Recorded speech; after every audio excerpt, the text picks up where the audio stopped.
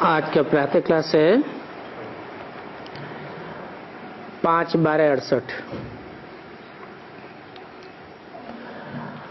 रूहानी बच्चों को रूहानी बाप समझा रहे हैं कि यहाँ बैठे तुम क्या करते हो।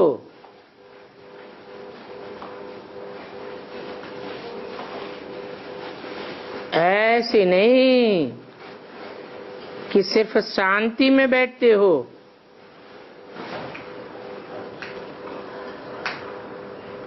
नहीं, तुम तो अर्थ सहित ज्ञान में अवस्था में बैठते हो। तुम बच्चों को ज्ञान है कि बाप को हम क्यों याद करते हैं।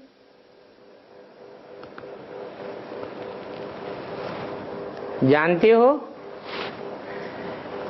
कि बाप की याद से हमको बड़ी आयु मिलती है।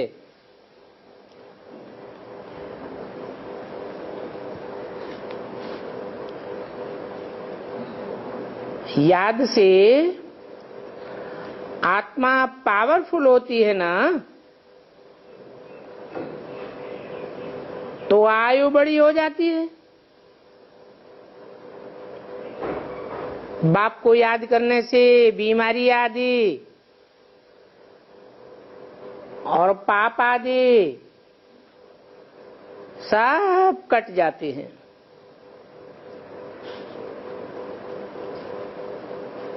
तुम सच्चा सोना सत्व प्रधान बन जावेंगे। तो देखो तुम्हारी आत्मा का कितना श्रृंगार होता है। तुम्हारी आयु भी बड़ी हो जाती है। आत्मा कंचन हो जाएगी। अभी तो आत्मा में खाद पड़ी हुई है। याद की यात्रा से वो सभी खाद सतो रजो तमो की निकल जाएगी।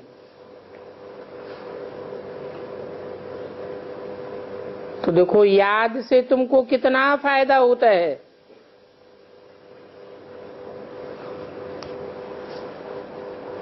तुम स्वर्ग के निवासी बन जाएंगे और बहुत धनवान बनेंगे।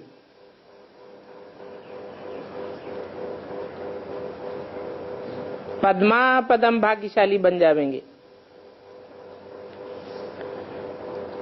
इसलिए बाप कहते हैं मन मना भव, माम एकम याद करो। कोई देहधारी के लिए तो नहीं कहते हैं, और कोई देहधारी कह भी नहीं सकता कि माम एकम याद करो।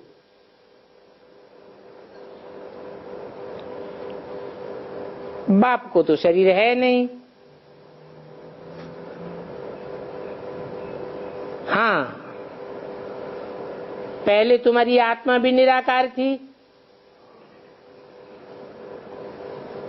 फिर पुनर्जन्म में आते आते पारस बुद्धि से पत्थर बुद्धि बन गई। अभी फिर तुमको कंचन बनना है, क्योंकि अभी तुम पवित्र बन रहे हो बाप की याद से। बाप एवर प्योर है ना, तो तुमको भी संग का रंग लग जाता है। बाकी पानी के स्नान तो तुमने जन्म जन्मांतर किए। समझते रहे कि इससे हम पावन बन जाएंगे, परंतु पावन बनने के बदली और ही पतित बन करके नुकसान कर पड़े। ये है ही झूठी माया। इस दुनिया में सभी के झूठ बोलने के संस्कार हैं, और नंबर 1 झूठ बोलने वाले हैं ये गुरु लोग।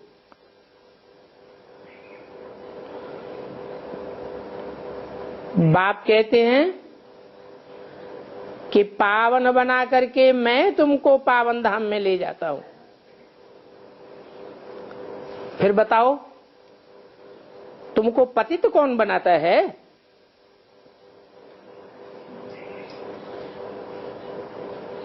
जरूर कहेंगे ये गुरु गुसाई आदि जो खुद ऊपर से नीचे आते हैं वो तुमको भी पतित नीचे ले जाते हैं। अभी फील करते हो कि हम जन्म जन्मांतर कितना गंगा स्नान करते आए, परंतु पावन तो नहीं बने। पावन बनकर तो जरूर पावन दुनिया में जाना पड़े। ये तो दुखधाम है, ये कोई पावन दुनिया थोड़ी ही है। शांति धाम और सुख धाम है पावन दुनिया, पावन धाम है ये तो रावण की दुनिया है, इसको दुखधाम कहा जाता है।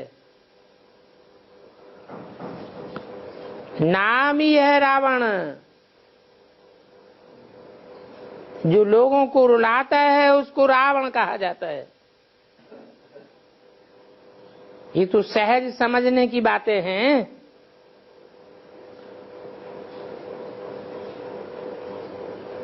जो लोगों को रमण कराता है उसे राम कहा जाता है। इन बातों को समझने में कोई मुश्किलात की बात तो नहीं है। तो जो कोई भी मिले सिर्फ यही बात बोलो कि अपन को आत्मा समझ, बेअद के बाप को याद करो।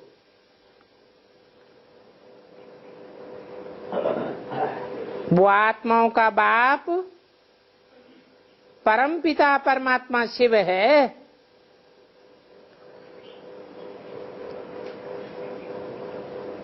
वो ही एक है जो सबके लिए कल्याणकारी है। शरीर का तो हर एक का अलग अलग बाप होता है।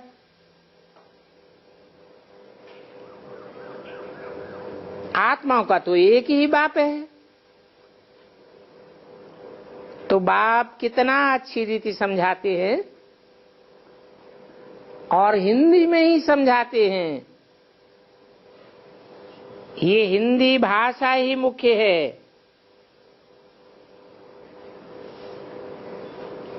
तुम पद्मा पदम भाग्यशाली इन देवताओं को कहेंगे।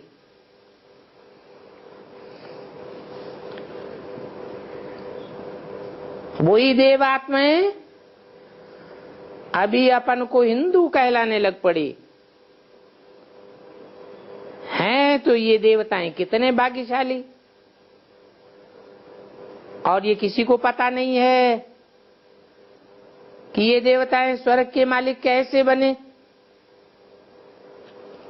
अभी बाप तुमको सुनाए रहे हैं कि ये लक्ष्मी नारायण जैसे देवताएं इस सहज राजयोग के द्वारा इस पुरुषोत्तम संगम युग पर ही इतने उत्तम बने। अभी तो पुरानी दुनिया है और नई दुनिया आने वाली है। तो दोनों का संगम है। संगम में तुम पुरुषोत्तम बन जावेंगे। तो इसका नाम है पुरुषोत्तम संगम युग। फिर तुम नई दुनिया के मालिक होंगे। अभी तो बाप सिर्फ कहते हैं 2 अक्षर सहित अर्थ सहित याद करो तो भी ठीक है। गीता में मन मना भव अक्षर पढ़ते हैं, सुनते हैं, सुनाते हैं, परंतु सुनाने वाले अर्थ बिल्कुल नहीं जानते।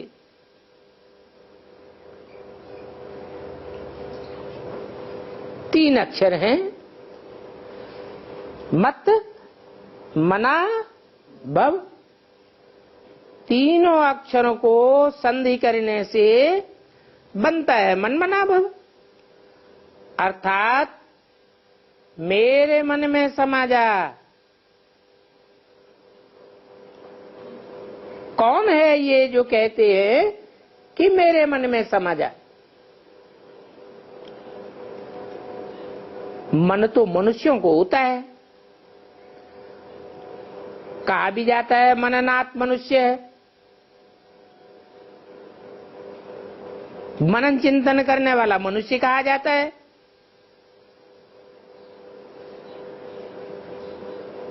देवताएं थोड़े ही मनन चिंतन मंथन करते हैं। जानवर भी मनन चिंतन मंथन नहीं करते। और भगवान तो अमन कहा जाता है।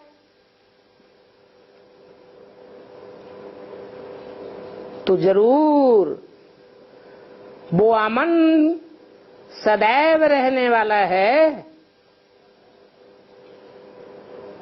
जरूर कोई मनुष्य में प्रवेश करता होगा। जिस मनुष्य में प्रवेश करता है उसको भी निराकारी स्टेज में टिकाए देता है। मन एकाग्र हो जाता है तो अमन हो जाता है। इसलिए बोला मन मना भव, मेरे मन में समा जा।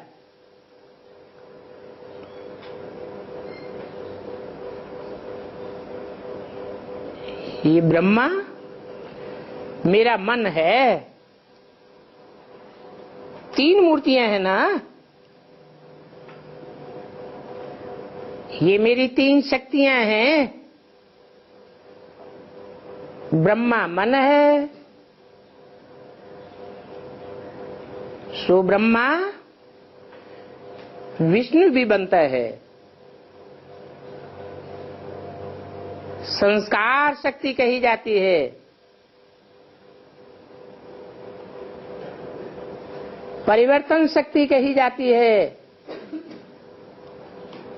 परिवर्तन तो जरूर पवित्रता से ही होगा। नाम ही है विष्णु, अर्थात नो विषय टाल। पुरुषार्थ करते करते ऐसी अवस्था होती है, फिर शंकर भी है। शंकर क्या करते हैं? बाप तो कहते हैं शंकर कुछ नहीं करता। कुछ नहीं करता, फिर ये तीसरी शक्ति क्या है? शंकर का अर्थ है मिश्रण।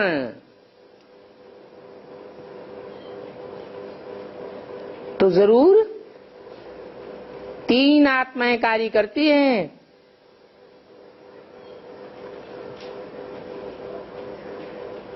मैं आता हूं तो प्रवृत्ति मार्ग की स्थापना करता हूं। प्रवृत्ति मार्ग बनता ही है माता और पिता से। तो ब्रह्मा के रूप में माता है, शंकर के रूप में पिता है। परंतु शास्त्रों में कहते हैं जगतम पितरम वंदे पार्वती परमेश्वरो, परंतु अर्थ नहीं समझते कि भगवान आकर के कैसे माता और पिता दोनों बनते हैं। अभी तुम तो जान गए हो। बाप कहते हैं मुझे याद करो, क्योंकि मैं ही पतित पावन हूं और कोई मेरे सिवाय कह ही नहीं सकता पतित पावन। बाप ही कहते हैं मुझे याद करने से तुम पावन बन करके पावन दुनिया में चले जाएंगे। पहले पहले तुम सतो थे, फिर पुनर्जन्म लेते लेते अभी तमो प्रधान बने हो। जन्म लेते गए, नीचे उतरते गए। क्यों नीचे उतरे?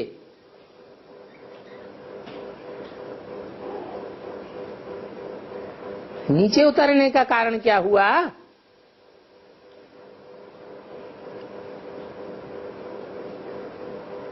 शरीर के 5 तत्व हैं। ये पांचों ही तत्व जड़त्व में है। जड़त्व में पंच तत्वों के संग में आते आते आत्मा नीचे ही गिरती है। आत्मा तो चैतन्य है, संग के रंग में आती है। मैं भी चैतन्य हूं, परंतु मैं संग के रंग में नहीं आता हूं। बल पंच तत्वों के शरीर में प्रवेश करता हूं, परंतु आत्माओं के मुआफिक मैं प्रवेश नहीं करता हूं। तुम 84 जन्म लेते लेते नीचे गिरे। तुम सुख भी भोगते हो तो दुख भी भोगते हो। सुख इंद्रियों से ही भोगा जाता है। देवताएं सुख भोगते हैं, दुख तो नहीं भोगते, परंतु वो भी तो नीचे गिरते हैं। क्यों गिरते हैं? सुख भोगने से भी आत्मा की शक्ति क्षीण होती है। ऐसे नहीं कि दुख भोगने से ही पतित बनते हैं। सुख और दुख शरीर के द्वारा ही आत्मा भोगती है। मैं तो न सुख भोगता हूं न दुख भोगता हूं, तो पतित भी नहीं बनता। अभी तुम्हारे 84 जन्म पूरे हुए, अर्थात 84 का चक्र ही पूरा हो गया। हर 84 जन्म के बाद तुम नई दुनिया में देवता बनते हो। ये भी जानते हो कि हम 84 जन्म कैसे कैसे लेते हैं। इसको 84 का चक्र कहा जाता है। इस चक्र में 4 आरे हैं। 4 आरों में 2 हैं दाईं ओर और 2 हैं बाईं ओर। दाईं ओर के आरे शुभ सूचक है,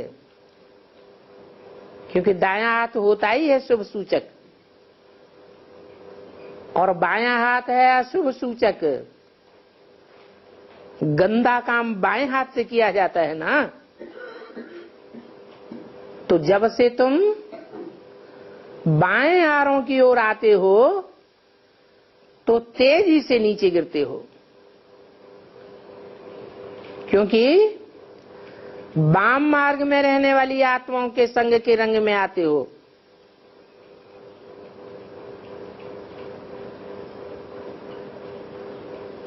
तो दाईं ओर के आरे और बाईं ओर के आरे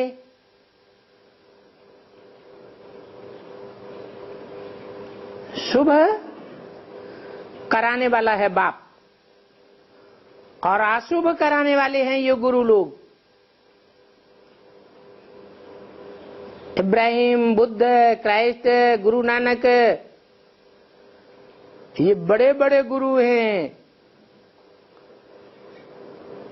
अपने अपने धर्म के रचयिता हैं, परंतु उन्हें कोई धर्म थोड़े ही कहेंगे। धर्म तो एक बाप ही आकर के स्थापन करते हैं। अभी तुम रचयिता बाप और रचना दोनों को जान गए हो। जानने से तुम आस्तिक बन गए हो। तुम्हारी आस्था है पक्की, तुम्हारी सच्चाई के प्रति आस्था है। जानते हो कि एक बाप ही सच्चा है, बाकी सब झूठ। पहले तुम बाप को नहीं जानते थे, तो जन्म जन्मांतर तुम नास्तिक थे, अर्थात तुम्हारी आस्था असत्य के प्रति थी। ये बात जो बाप सुनाते हैं और कोई नहीं जानते हैं। इस दुनिया में तुम कहीं भी चले जाओ, तुमको ये बातें कोई भी नहीं सुनावेंगे। अभी तो दोनों ही बाप तुम्हारा श्रृंगार कर रहे हैं। कौन दोनों बाप? आत्माओं का बाप और मनुष्य सृष्टि का बाप। आत्माओं का बाप है निराकार और मनुष्य सृष्टि का बाप है साकार। निराकार बाप तुम्हारे ज्ञान रत्नों से श्रृंगार करते हैं। पहले तो बाप अकेला था, परम धाम में था ना, वहां शरीर तो होता नहीं है। फिर से पतित दुनिया में आते हैं, पतित तन का आधार लेते हैं, तो बाप अकेला नहीं कहेंगे, तो दो बाप हैं। ये भी जानते हो कि ऊपर बैठे बैठे तो तुम्हारा श्रृंगार कर नहीं सकते।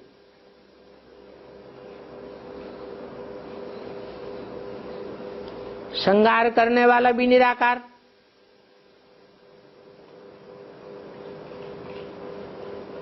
इस दुनिया में आते हैं तो भी निराकार ही रहते हैं। निराकार का तो श्रृंगार होता नहीं।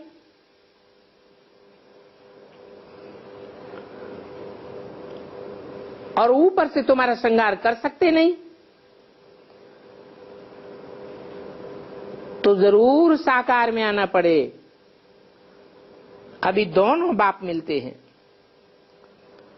तो तुम्हारा श्रृंगार होता है। अकेला श्रृंगार कर नहीं सकता, न निराकार कर सकता और न साकार कर सकता।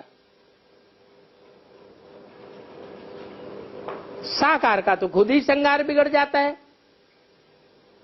वो कहां से श्रृंगार करेगा। कहते भी है बत्त 12, बाकी प्रेरणा आदि की शक्ति की बात नहीं है। ऊपर बैठे बैठे प्रेरणा नहीं कर सकते।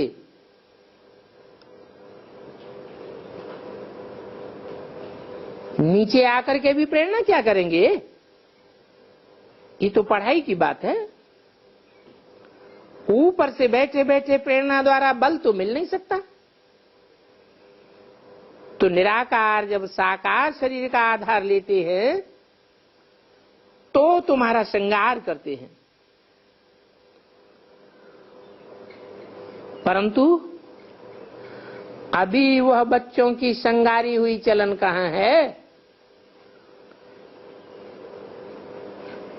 गटर में डूबने और डुबोने की कितनी कोशिश करते हैं। बाबा तो सदैव स्वर्ग में ले जाने का पुरुषार्थ कराते हैं। वो फिर विषय वैतरणी नदी में ले जाने का पुरुषार्थ करते हैं और कराते हैं। बच्चे समझते भी हैं, बरोबर बाबा हमको स्वर्ग में ले जाते हैं। ड्रामा के प्लान अनुसार स्वर्ग में ले जाने के लिए बाबा बंधायमान है, उनको ड्यूटी मिली हुई है। किनको? बाबा को। बाबा किसे कहा जाता है? साकार और निराकार के मेल को बाबा कहा जाता है। निराकार कहां ले जाते हैं और साकार कहां ले जाते हैं? जरूर निराकार निराकारी धाम में ले जावेंगे और साकार साकारी धाम में ले जावेंगे। निराकार बाप हर 5000 वर्ष के बाद आते हैं और आते भी हैं खास तुम बच्चों के लिए। तुम बच्चों अर्थात किसके लिए आते हैं? जो आत्मिक स्थिति में पक्का रहने का पुरुषार्थ करने वाले बच्चे हैं, उनके लिए ही आते हैं। और वो बच्चे योग बल से कंचन बनते हैं। अभी तुम कितने कंचन बनते हो? और तुम ही कंचन बनते हो कि स्वर्ग में जो भी आत्माएं आती हैं सब कंचन बनती हैं? है?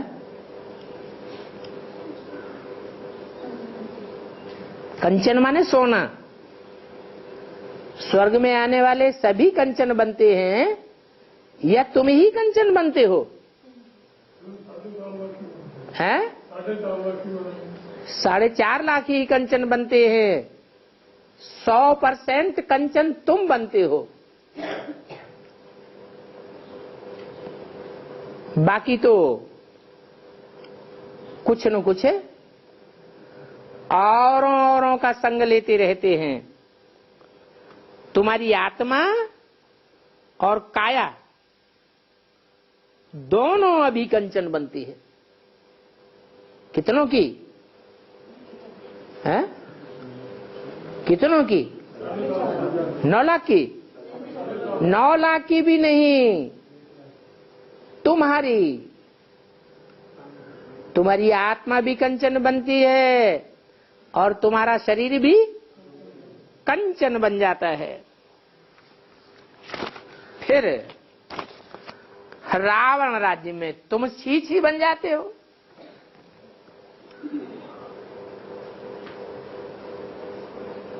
पांच 5/68 की वाणी का दूसरा पेज।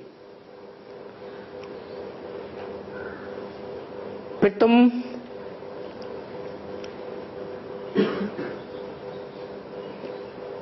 कितना माथा मारते हो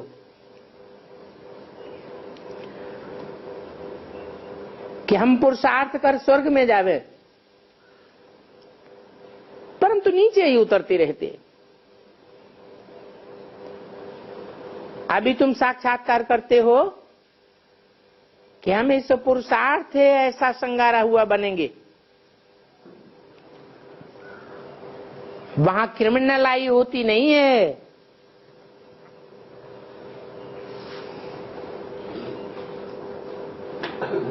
तो भी तुम्हारे अंग सब ढके रहते हैं।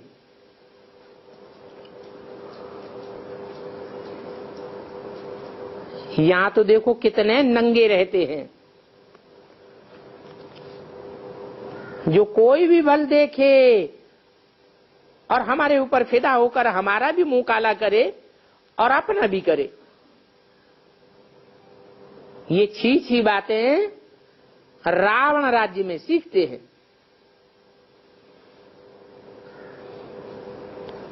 इन लक्ष्मी नारायण को देखो,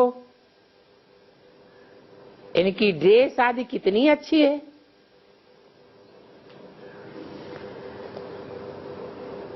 यहां तो सभी देह अभिमानी हैं।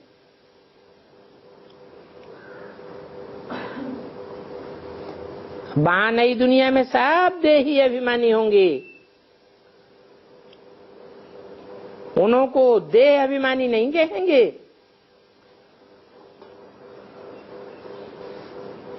इन लक्ष्मी नारायण की तो नेचुरल ब्यूटी रहती है, कोई आर्टिफिशियल श्रृंगार नहीं होता है? तो वहां कपड़े अपड़े पहनते हैं कि नहीं है? कपड़े आर्टिफिशियल होते हैं या नेचुरल होते हैं? हैं? कपड़े तो आर्टिफिशियल होते हैं, फिर अंग ढके हुए कैसे रहते हैं?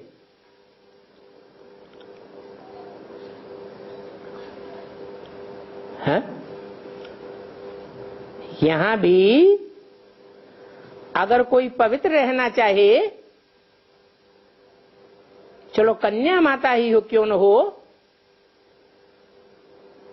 चाहे तो आंखों का पर्दा सदैव रख सकती है कि नहीं रख सकती है? हैं? आर्टिफिशियल पर्दा, घूंघट आदि, बुर्का आदि पहनने की जरूरत है नहीं। तो वहां आत्माभिमान का नेचुरल पर्दा है,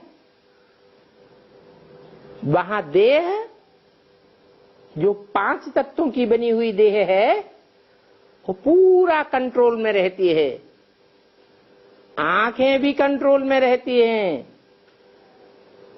सारी इंद्रियां कंट्रोल में रहती हैं। तो कहेंगे नेचुरल ब्यूटी। बाप तुमको ऐसा नेचुरल ब्यूटीफुल बनाते हैं। आजकल तो दुनिया ऐसी हो गई है कि कोई सच्चा जेवर पहन भी नहीं सकता, कोई पहने तो उनको ही लूट ले जाते हैं। 12 मास तक भी उनके पिछाड़ी पड़े रहे हैं, जब तक उनको चांस मिले लूटने का। वहां तो ऐसी कोई बातें होती नहीं है, वहां कोई भी चोर लुटेरे होते नहीं है। तो ऐसा श्रृंगार करने वाला बाप तुमको मिला है।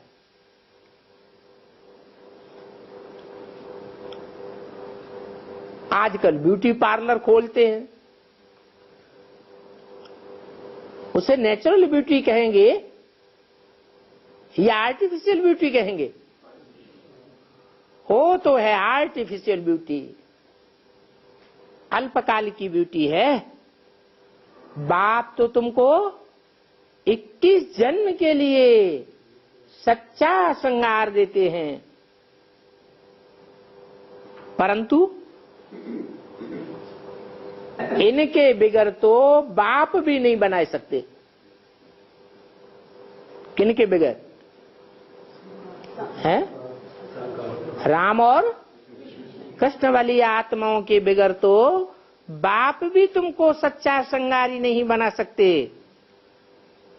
बहुत हैं ऐसे, बहुत बच्चे हैं जो कहते हैं कि हम तो डायरेक्ट शिव बाबा से लेते हैं,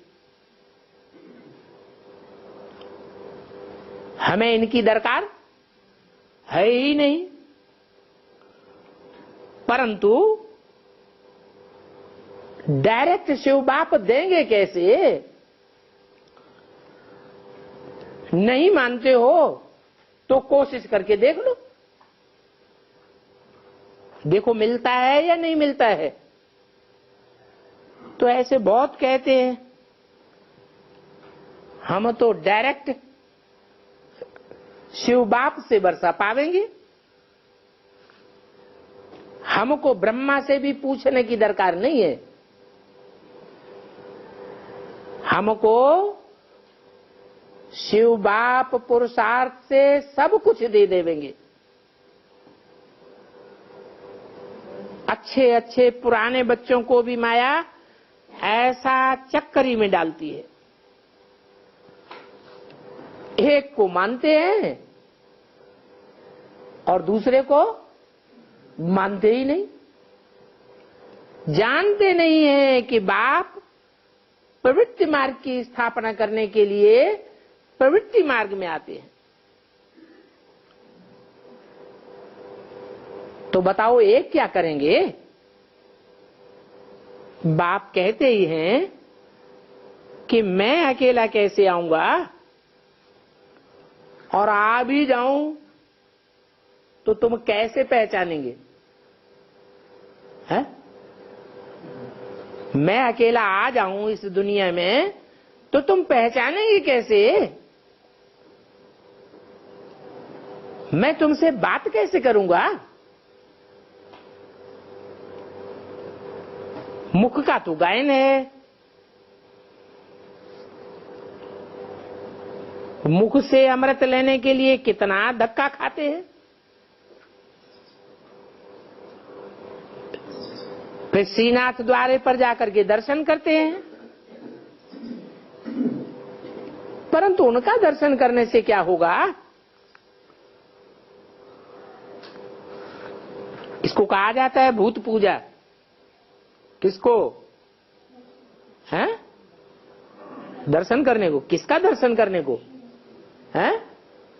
श्रीनाथ का नाम क्यों लिया? जगन्नाथ का नाम क्यों नहीं लिया? श्रीनाथ के लिए भूत पूजा क्यों कह दिया? हैं? अरे कोई कारण होगा, श्रीनाथ के लिए भूत पूजा क्यों कहा?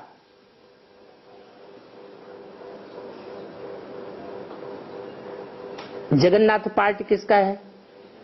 श्रीनाथ पार्ट किसका है? श्रीनाथ है कृष्ण का पार्ट, जगन्नाथ है राम वाली आत्मा का पार्ट। जो कृष्ण वाली आत्मा है वो संगम युग में ब्रह्मा के रूप में पार्ट बजाने के बाद शरीर छोड़ देती है, तो क्या बन जाती है? भूत बन जाती है।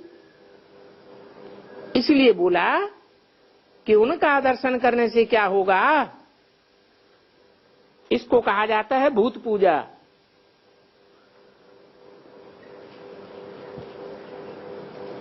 उसमें चैतन्य आत्मा तो है नहीं।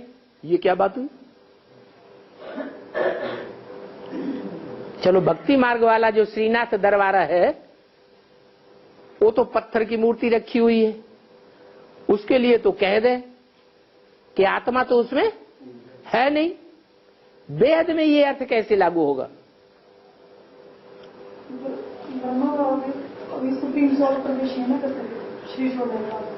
हाँ, ब्रह्मा में ब्रह्मा का जो पार्ट है वो आत्मा तो है, परंतु जड़त्वमयी बुद्धि वाली आत्मा है या चैतन्यमयी बुद्धि है? मनन चिंतन मंथन कर सकती है? नहीं कर सकती। तो जैसे गौ का मुख जड़त्व दिखा दिया है, कहते गौ मुख से गंगा निकली, तो गौ मुख से जो गंगा निकली वो पतित पावनी नहीं है। वास्तव में तो ये बाप का मुख है, जो बाप, टीचर और सदगुरु तीनों रूप का पार्ट इकट्ठा बजाता है।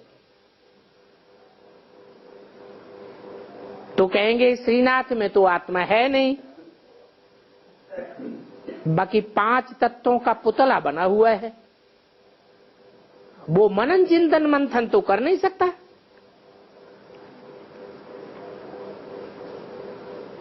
जानवर मनन चिंतन मंथन करते हैं या मनुष्य मनन चिंतन मंथन करता है?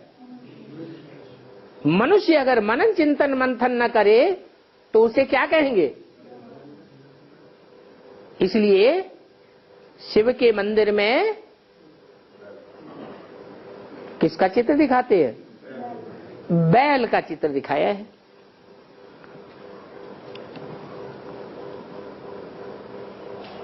तो ऐसी भूत पूजा करना गोया माया को याद करना हो गया। ये 5 तत्व प्रकृति के हैं। 5 तत्वों का प्रकृति का पुतला शरीर कहा जाता है। उनको याद करने से क्या होगा? प्रकृति का आधार तो सभी को है,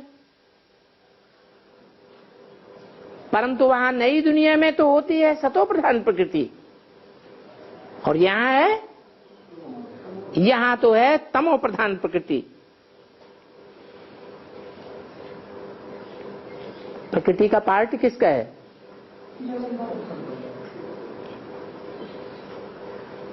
प्रकृति का पार्ट है तो पुरुष का भी पार्ट है। पुरुष चैतन्य है, प्रकृति जड़ है। जब बाप आते हैं तो प्रकृति और पुरुष दोनों ही रूप में प्रत्यक्ष होते हैं या एक में प्रवेश करते हैं? दोनों में ही साथ साथ प्रवेश होता है। अर्थात जगत पिता का पार्ट और जगदम्बा का पार्ट साथ साथ नुदा हुआ है। जगदम्बा है प्रकृति का साकार स्वरूप और प्रजापिता है पुरुष का पहला रूप। पुरीं शेते इति पुरुष, जो शरीर रूपी पुरी में आराम करता है उसे पुरुष कहा जाता है।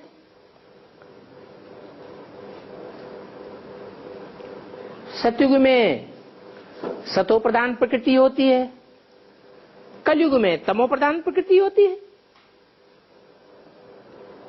यहां ये तमो प्रधान प्रकृति है। उस तमो प्रधान प्रकृति के रूप को क्या कहा जाता है? शास्त्रों में और चित्रों में किस रूप में दिखाई जाती है? अरे महाकाली के रूप में दिखाते हैं। और सतो प्रधान प्रकृति लक्ष्मी के रूप में दिखाई जाती है। तो जब तमो प्रधान प्रकृति का रूप होता है वो तो जड़त्व में ही है। वो जो पार्ट महाकाली का चलता है वो पार्ट को चलाने वाली आत्मा कौन है?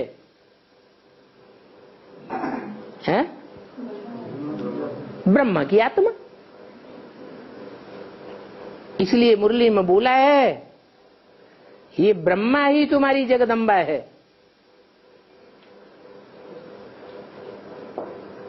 क्योंकि जो जगदम्बा का रूप पूजनीय है, जो बाद में प्रत्यक्ष होता है, उसमें कौन सी आत्मा पार्ट बजाती है?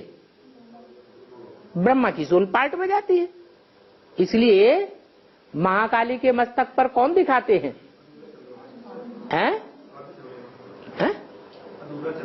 चंद्रमा दिखाते हैं। अधूरा या संपूर्ण? अधूरा चंद्रमा दिखाते हैं। तो देखो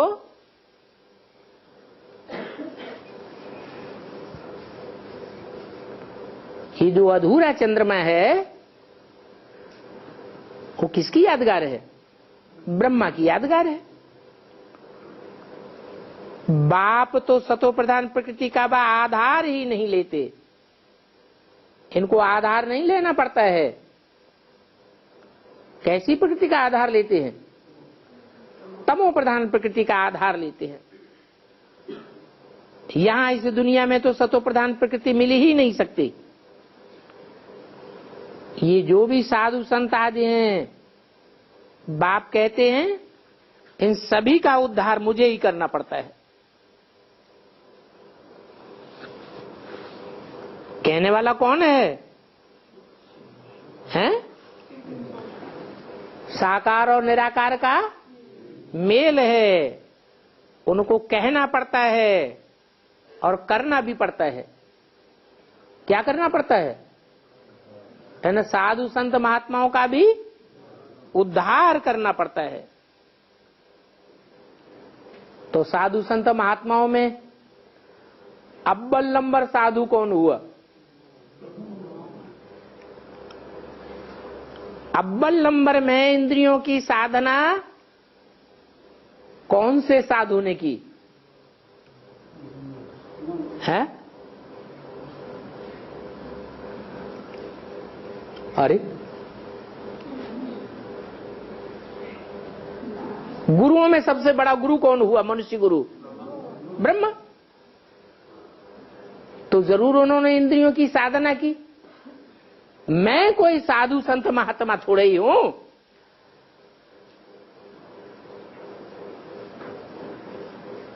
मैं साधु संत अर्थात इंद्रियों की साधना करने वाला, साधने वाला साधु नहीं हूं। मैं मन की साधना करना कराने वाला हूं या इंद्रियों की साधना करने कराने वाला हूं? मैं तो इंद्रियों की साधना नहीं करता हूं।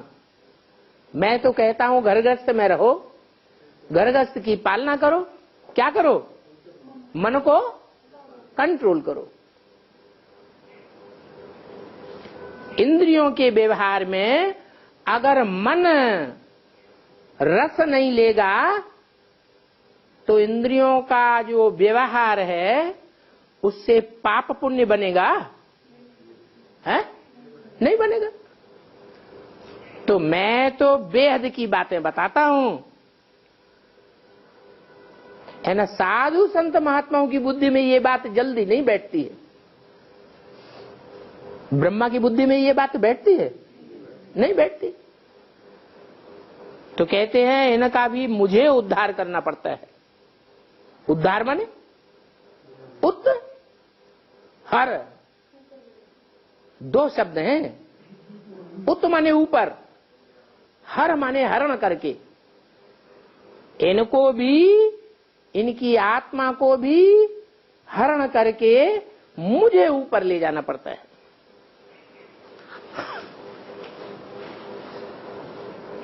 मैं तो निवृत्ति मार्ग में आता ही नहीं हूं जो इंद्रियों की साधना करूं। ये साधु संत महात्माएं हैं जो इंद्रियों की साधना करते हैं और करना सिखाते हैं, परंतु फेल होते हैं या पास होते हैं? फेल ही होते रहते हैं। इनको पता ही नहीं है कि राजयोग क्या है।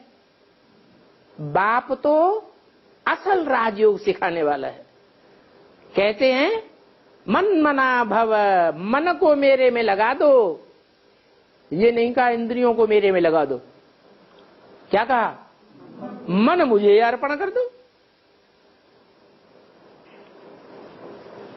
सभी को कहता हूं पवित्र बनो, परंतु जोड़ी होकर के चलो। वहां तो नाम रूप सभी बदल जाता है। तो बाप समझाते हैं कि देखो ये नाटक कैसा बना हुआ है।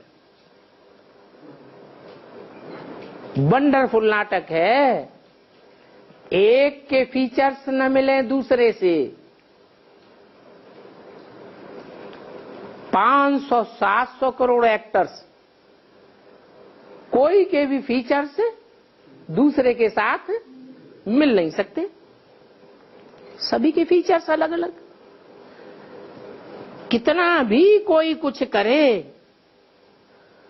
तो भी एक के फीचर्स हूबहू दूसरे के साथ कभी भी किसी भी जन्म में मिल नहीं सकते। एक ही जन्म की बात नहीं, कोई पीछे के जन्म में भी कोई भी फीचर अगले जन्मों से मिल नहीं सकता।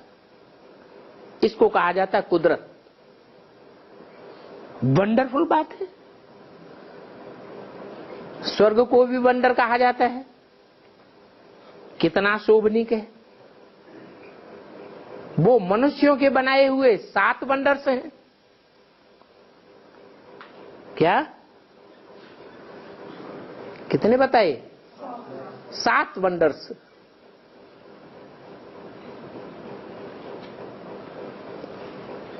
तो मनुष्य कितने हुए? मुखिया हैं? जरूर कोई 7 मनुष्य ही हुए होंगे ना।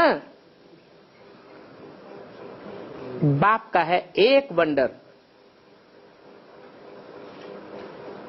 वो 7 मनुष्य हैं जिन्होंने 7 वंडर्स बनाए। तो वो 7 वंडर्स एक पूर में रखो और यह एक पूर में रखो, तो ये 7 वंडर से भी भारी हो जाएगा। कौन सा वंडर? जो वंडर बाप स्थापन करते हैं, स्वर्ग। तो कहेंगे एक तरफ है ज्ञान और दूसरी तरफ है भक्ति। दोनों को 2 पलड़ों में रखो। एक तराजू के 2 पलड़े होते हैं ना, तो ज्ञान की तरफ बहुत भारी हो जाएगा। अभी तुम तो समझते हो कि भक्ति सिखलाने वाले तो ढेर के ढेर हैं, ज्ञान देने वाला तो एक ही बाप है।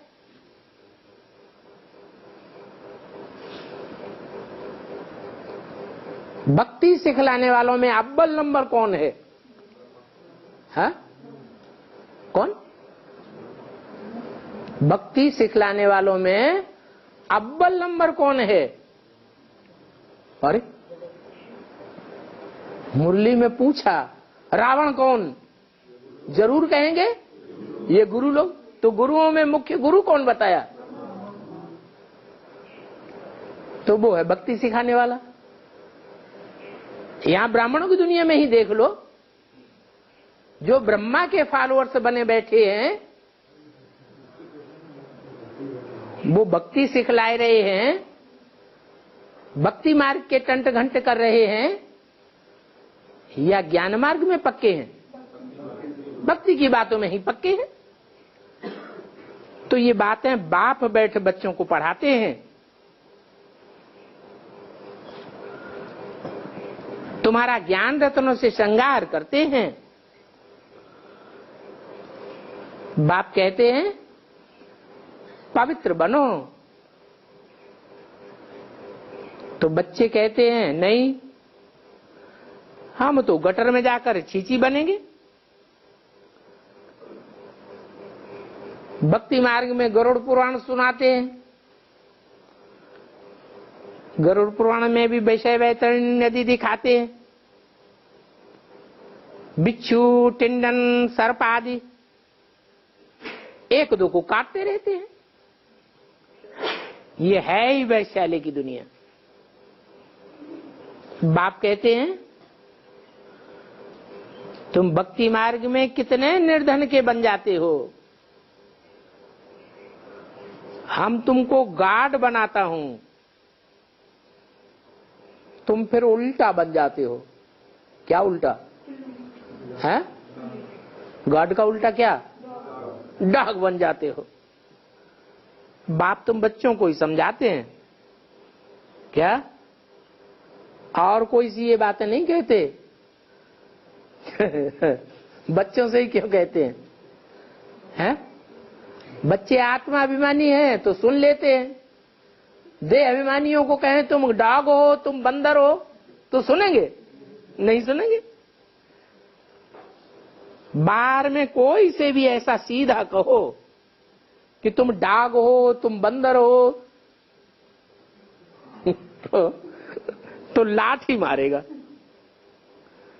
बड़ी युक्ति से समझाना होता है। कई बच्चों में ये बातें समझाने का अकल ही नहीं रहता है।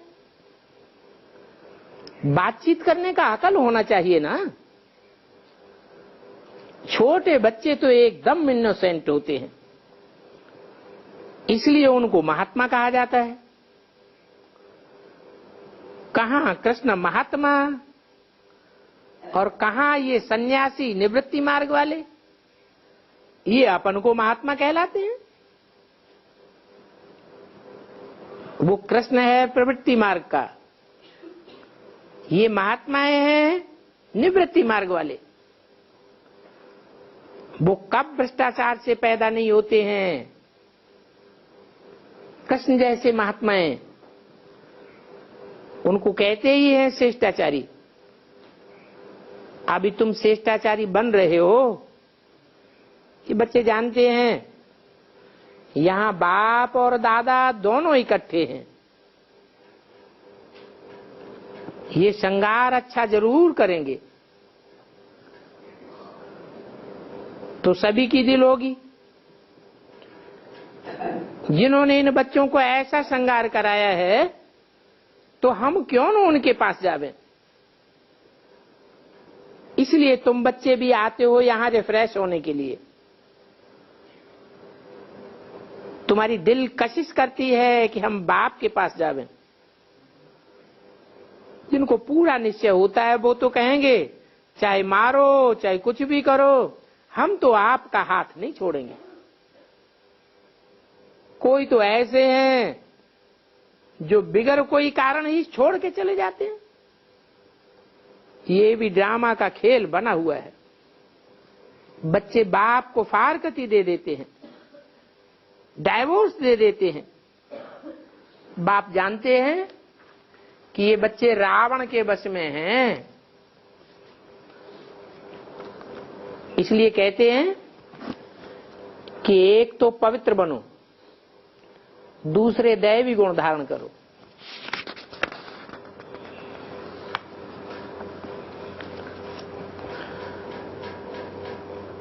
पांच बारह 68 की वाणी का तीसरा पेज।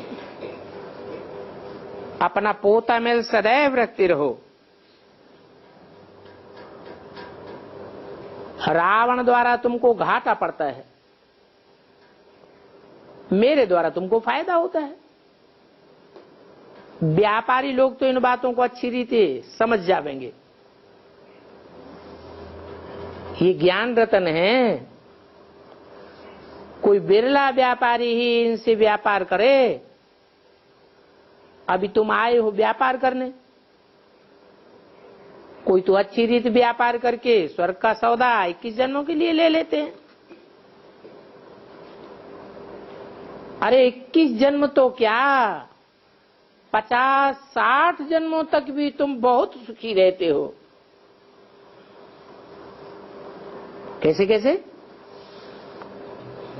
21 जन्म तो सतयुग त्रेता के हो गए, और 60 में से 21 घटा दो, कितने बचे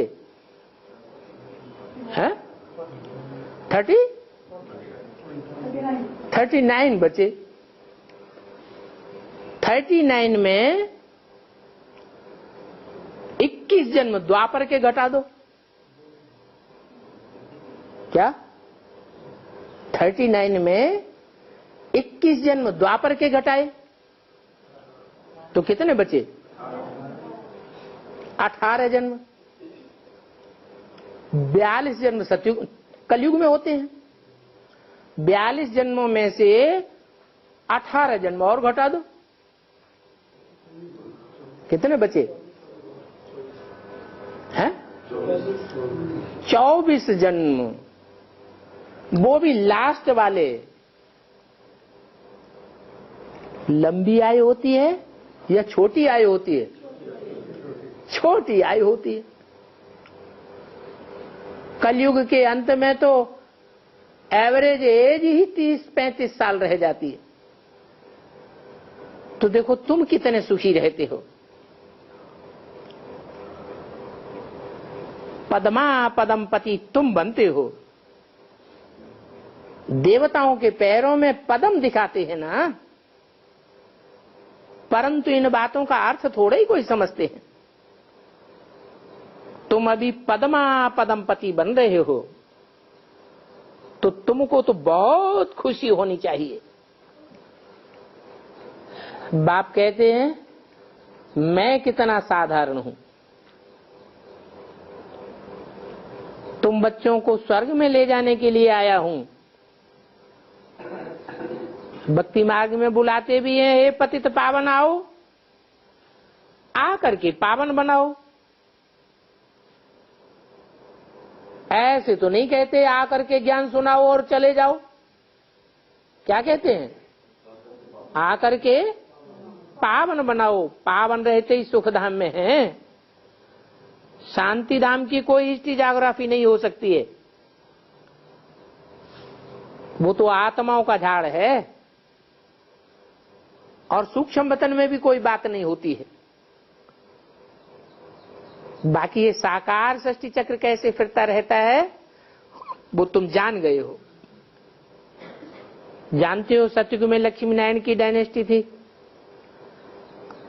ऐसे नहीं कि एक ही लक्ष्मी नारायण सिर्फ राज्य करते थे, वहां भी वृद्धि तो होती है ना। फिर द्वापर में वो ही पूज्य सो पुजारी बनते हैं। मनुष्य तो फिर परमात्मा के लिए कह देते हैं आप ही पूज्य आप ही पुजारी। जैसे परमात्मा के लिए कहते हैं कि सर्वव्यापी है। अभी तुम इन बातों को समझ चुके हो। आधा कल्प तुम गाते हुए ऊंचते ऊंच भगवान, और अभी भगवान वाच ऊंचते ऊंच तुम बच्चे। तो ऐसी बाप की राय पर चलना चाहिए। अपना गृहस्थ व्यवहार भी संभालना है। यहां बाप के पास सभी बच्चे तो नहीं रह सकते।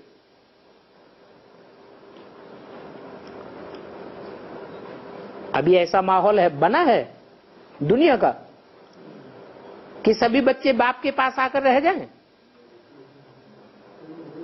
सर्विस भी तो करनी है। सब रहने लगे तो फिर कितना बड़ा मकान बनाना पड़े। नीचे आबू रोड से लेकर के माउंट आबू तक मकान ही मकान बनाने पड़े। इसका मतलब सारी पहाड़ियां भर जाएंगी क्या मकानों से?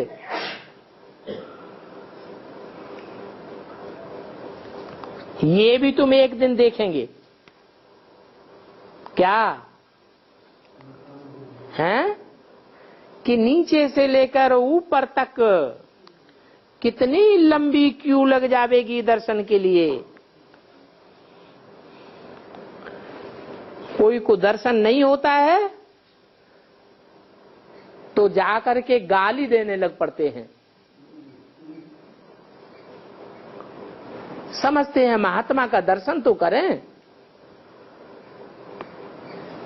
अभी बाप तो है बच्चों का, बच्चों को ही पढ़ाते हैं। तुम जिनको रास्ता बताते हो फिर कोई तो अच्छी रीति चल पड़ते हैं, कोई तो धारणा ही नहीं कर सकते। कितने हैं जो कि सुनते भी रहते हैं, फिर बाहर में जाते हैं तो वहां की वहां रह जाती है। वो खुशी नहीं, क्योंकि पढ़ाई नहीं, योग भी नहीं। बाबा कितना समझाते हैं कि अपना चार्ट रखो, नहीं तो बहुत पछताना पड़ेगा। हम बाबा को कितना याद करते हैं, ये चार्ट देखते रहना चाहिए। जानते हो कि भारत के प्राचीन योग की बहुत महिमा है। बाबा समझाते हैं कि कोई बात न समझो तो बाबा से पूछो। आगे तो तुम कुछ भी नहीं जानते थे। ये है कांटों का जंगल। काम महाशत्रु है और ये अक्षर गीता के ही हैं। वहां तो गीता पढ़ते थे, समझते कुछ भी नहीं थे। बाबा ने भी सारी आयु गीता पढ़ी, समझते थे कि गीता का महात्मा बहुत अच्छा है। लेकिन बाद में पढ़ते पढ़ते ही एक दिन फेंक दी। समझ में आ गया कि इस गीता से तो भारत गिरता आया है।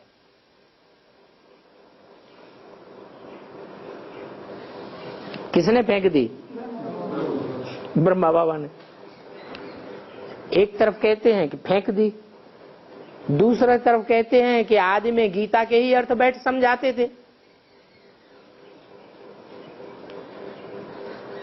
अभी तो तुम जानते हो कि बाप सेकंड में ऊंच पढ़ाई देते हैं। वो गीता आदि तो पढ़ते पढ़ते पट्ट में आकर पढ़े। गीता ही माई बाप है, बाकी सब शास्त्र तो रचना है। और शास्त्र वेद आदि को माता नहीं कहेंगे, माता के साथ फिर पिता भी है।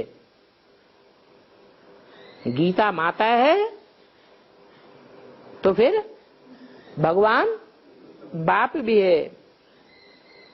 गीतापति भगवान कहा जाता है ना,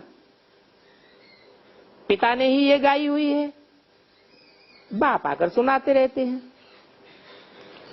भक्ति मार्ग की गीता का कितना मान है। और गीता बड़ी भी होती है, गीता छोटी भी होती है। कृष्ण आदि के वही चित्र पैसे पैसे के मिल जाते हैं, वही चित्रों के फिर बड़े बड़े मंदिर बनाते हैं। अमरनाथ पर दिखाते हैं कि पार्वती को अमर कथा सुनाई, वहां फिर तोता भी दिखाते हैं। पैरट जो होते हैं वो पढ़ते हैं ना, एक होते हैं जंगली तोते और एक होते हैं कंठी वाले तोते। वो गीता पढ़ने वाला है जंगली तोता। कौन सी गीता? हाँ? वो भक्ति मार्ग की गीता पढ़ने वाला है जंगली तोता। अभी तुम्हारे में तो कंठी पड़ती रहती है, ज्ञान की कंठी है ना। तुमको अब विजयमाला का दाना बनना है। ऐसे मीठे मीठे बाबा को तुम सभी बाबा भी कहते हो, समझते हो कि उन्हीं से स्वर्ग की राजाई मिलनी है। सुनते कहते फिर कहते हो अहो मम माया, फारकती दे देते हैं। बाबा कहा तो बाबा माना ही बाप। भक्ति मार्ग में भी गाया जाता है, पतियों का भी पति है, गुरुओं का भी गुरु है, बापों का भी बाप है, तो वो एक ही है। आजकल तो सबसे बड़ा गुरु शंकराचार्य को मानते हैं। तुमने देखा है कि बड़े से बड़ा शंकराचार्य भी शिव की पूजा करते थे, तो फिर वो गुरु कैसे हुआ? तुम जानते हो कि गुरु तो भारी को कहा जाता है, गुरुतर, गुरुतम। तो एक ही सदगति दाता है।